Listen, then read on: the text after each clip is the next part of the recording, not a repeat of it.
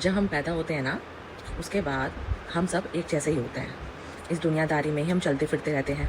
जैसा हमें पढ़ा लिखा दिया जाता है, हम वैसे ही सोचना शुरू कर देते हैं।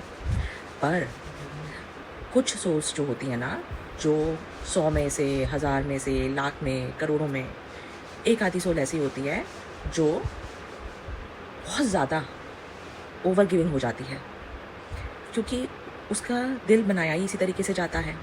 तो जब हम बहुत ज़्यादा देना शुरू कर देते हैं ना और अपने बारे में सोचना बंद कर देते हैं, तब हमारा जो प्रारब्ध होता है वो एक्टिवेट हो जाता है, क्योंकि हमने बहुत दिया है ना, तो वापस भी तो चाहिए, बैलेंस चाहिए। तो वहाँ पे केतु उस व्यक्ति का एक्टिवेट हो जाता है, और जब केतु एक्टिवेट होता है तो वो कहता है कि चीज़ों को छोड़ना सीखो। ऐसे में वो आपके जीवन में से हर उस चीज़ को निकाल के फेंकना शुरू कर देता है जहाँ पे आप ओवर गिविंग है और आपको वापस में कुछ भी नहीं मिल रहा है, और आपको लगता है कि मेरी लाइफ में ये क्या होना शुरू हो गया है। लेकिन आपको वो असलियत दिखाई जाती है कि देखो, जहाँ तुम दे रहे हो, क्या वो सच में देने के काबिल हैं? वो ले रहे हैं और आप दिए जा रहे हो जीवन में, लेकिन क्या सामने वाला इस लायक है? आपको वो चीज़ें सामने लाई जाती हैं और वो उससे जो आपके ऊपर असर पड़ता है, आप स्पिरिचुअलिटी के लिए आगे बढ़ते हैं। आप नए नए क्वेश्चंस आपके दिमाग में आते हैं, आपके मन में प्रश्न उठते हैं कि ये मेरे साथ क्यों हो रहा है। आप वो प्रश्नों को ढूंढने निकल पड़ते हैं।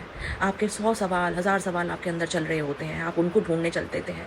आप कभी ज्योतिष में जाते हैं, कभी आप मेडिटेशन में जाते हैं, कभी आप कहीं पहाड़ों पर पहुँच जाते हैं। तो ये केतु है। तो केतु प्रधान व्यक्ति धीरे धीरे जब दुनिया से कटना शुरू होता है और सवालों की खोज में उतरता है, तो समझ लीजिए वो केतु प्रधान हो चुका है। और केतु प्रधान व्यक्ति के लिए एक समय के बाद कुछ भी छोड़ना मुश्किल नहीं होता, क्योंकि उसने इतना कुछ छोड़ दिया होता है कि अब उसके लिए कोई भी चीज़ को छोड़ने से उसको फ़र्क नहीं पड़ता है। आप स्पिरिचुअलिटी के लिए आगे बढ़ते हैं। आप नए नए क्वेश्चंस आपके दिमाग में आते हैं, आपके मन में प्रश्न उठते हैं कि ये मेरे साथ क्यों हो रहा है। आप वो प्रश्नों को ढूंढने निकल पड़ते हैं। आपके 100 सवाल, 1000 सवाल आपके अंदर चल रहे होते हैं, आप उनको ढूंढने चलते हैं। आप कभी ज्योतिष में जाते हैं, कभी आप मेडिटेशन में जाते हैं, कभी आप कहीं पहाड़ों पर पहुँच जाते हैं। तो ये केतु है। तो केतु प्रधान व्यक्ति धीरे धीरे जब दुनिया से कटना शुरू होता है और सवालों की खोज में उतरता है, तो समझ लीजिए वो केतु प्रधान हो चुका है।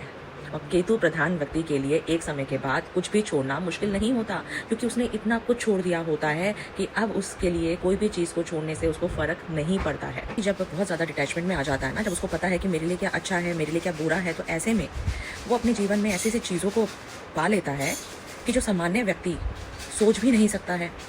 केतु व्यक्ति की एक अपनी दुनिया बन जाती है, और उस दुनिया में सिर्फ वही लोग आ पाते हैं जो केतु प्रधान होंगे, क्योंकि इनको समझ पाना हर किसी के बस की बात ही नहीं है।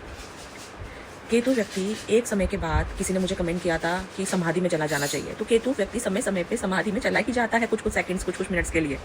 उसके लिए बहुत ईजी होता है। तो केतु व्यक्ति अपने आप में एक ऐसी दुनिया में पहुंच जाता है कि जहां सामान्य व्यक्ति का पहुंच पाना बहुत मुश्किल है। तो अगर आप केतु प्रधान हैं तो आप एक ब्लेस्ड सोल हैं, क्योंकि आपके पास जो है ना, वो हर किसी के पास नहीं होता है।